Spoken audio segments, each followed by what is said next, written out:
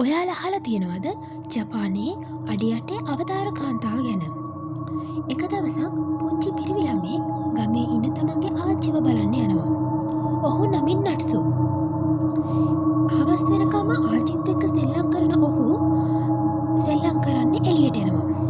එදා හරිම ලස්සන දවසක්. ගෙදර ළඟ කැලෑව අසලටම මේ සෙල්ලම් කරන්න ඔහු පටන් ගන්නවා. එකපාරටම පරිසරය ටිකක් අඳුර වෙනවා. ඔහුට ඇහෙනවා අමුතු ශබ්දයක්.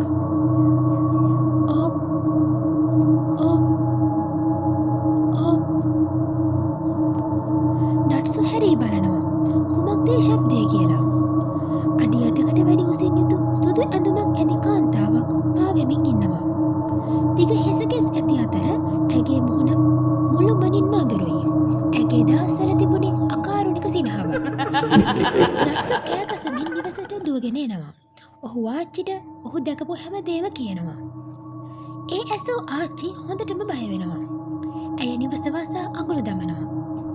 නට්සුට තේරුමක් නෑ මෙතන මොකක්ද වෙන්නේ කියලා. ටික වෙලාවකින් නට්සුට වගේම ආච්චිට ඇහෙනවා නිවස දොරට තට්ටු කරන හඬ.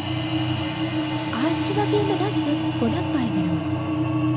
ඊළඟ දවසේ උදේ නට්සුගේ අම්මයි තාත්තයි එනවා නට්සුව ගෙදර එක්කගෙන යන්න. නමුත් ගෙදර දොර විවෘත වෙලා. ගෙදර ඇතුලේ කවුරුත්ම නැහැ.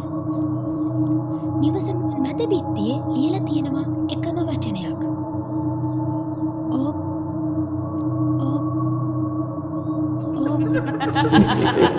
ඔප්.